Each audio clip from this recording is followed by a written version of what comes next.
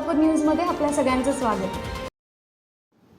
शिवसेनेचे जिल्हाप्रमुख मनीष काळजे यांच्या 7 रस्ता परिसरातील संपर्क कार्यालयाच्या गेटला धडक देऊन एक जुनी अँबॅसेडर कार गुरुवारी दिनांक 20 रोजी रात्री 8 वाजण्याच्या सुमारास आतमध्ये शिरली।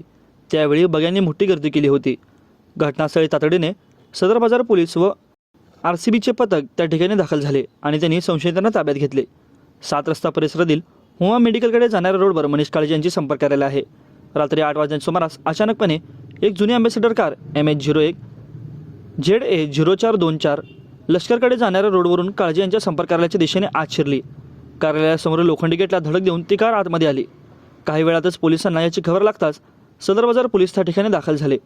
पोलिसांनी आरसीबीचे पथक बोलविले। आतमध्ये कार कोणाची आहे, 7 रस्ता सोडून तर संपर्क कार्यालयाच्या गेटला कशी धडकली याचा तपास पोलीस करत असून त्यांनी परिसरातील CCTV फुटेज देखील पडताळले। पोलीस निरीक्षक श्री ढवळे यांच्यासह सदर बाजार पोलीस ठाण्याचे अधिकारी व अंमलदार त्या ठिकाणी आले होते। पोलीस या घटनेचा अधिक तपास करीत आहेत।